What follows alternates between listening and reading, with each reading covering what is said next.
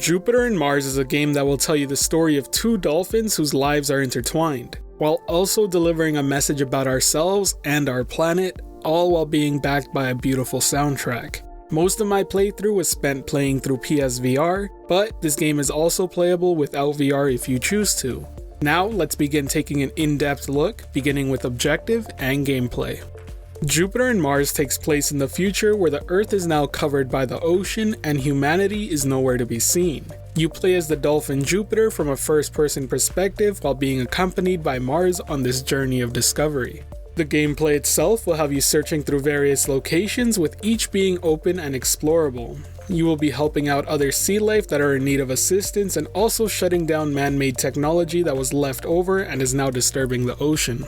You control Jupiter a bit like driving a car, with the triggers on your controller being used to move you forward and backward, and the buttons will be used to send out Mars to break objects, for you to scan the area, or for you to use your sonar to reach out to other marine life.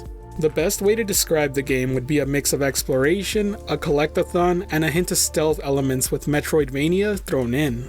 As you progress, you'll gain new abilities that will allow you to backtrack to areas you couldn't enter before, while the stealth-like gameplay of avoiding the human radar waves leads to using cover and timing your crossing carefully to not get hit. It's important to note that I felt no sensation of motion sickness while playing. The biggest issue I ran into was getting lost on where to go next, which had me spending some time wandering about locations trying to find my way. Next up, let's talk features and content. Jupiter and Mars is a single-player narrative-driven game that took me just about 5 hours to complete, start to finish.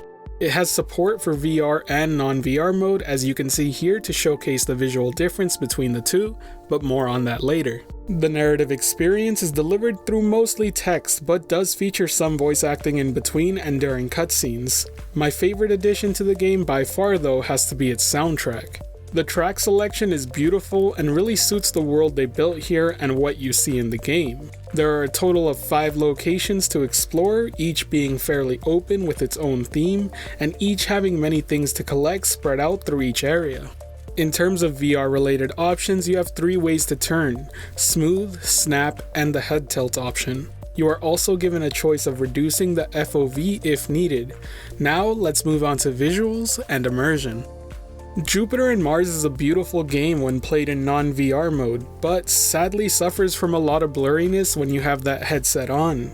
And when you add in the wide open areas, you can't help but get yourself lost at times. What this leads to is constant reliance on using your scan over and over to know where you're heading. This was played on the PS4 Pro as well. I hope to see a Pro patch in the future improving this problem, because it really does hurt my desire to hop into the game. Outside of VR is a different story though. There's a beautiful neon design underwater with the sea life, and I really wish this would be better represented inside the headset, as you do get a hint of its beauty in certain moments. To conclude, Jupiter and Mars isn't really for me. I can appreciate the message behind the game and its story, but it really does begin to feel like a bit of a collectathon over and over. And while I'm sure this is something some people would enjoy, it's not really an immersive experience in VR, which is what I was hoping for. The issue is only amplified by its resolution inside the headset. It becomes a collectathon where it's hard to tell where you've been or where you're going. I really hope to see this get a Pro patch in the future, because as of right now, it's hard for me to recommend playing it if you're only interested in VR.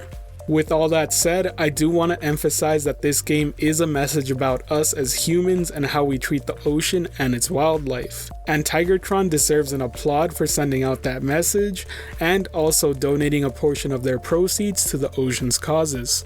Anyways, I hope you enjoyed the review. Subscribe if you're wanting more content, and below you can check out my latest video and what YouTube thinks you'll like most right next to it. I hope you have a great day, and always keep on cruising.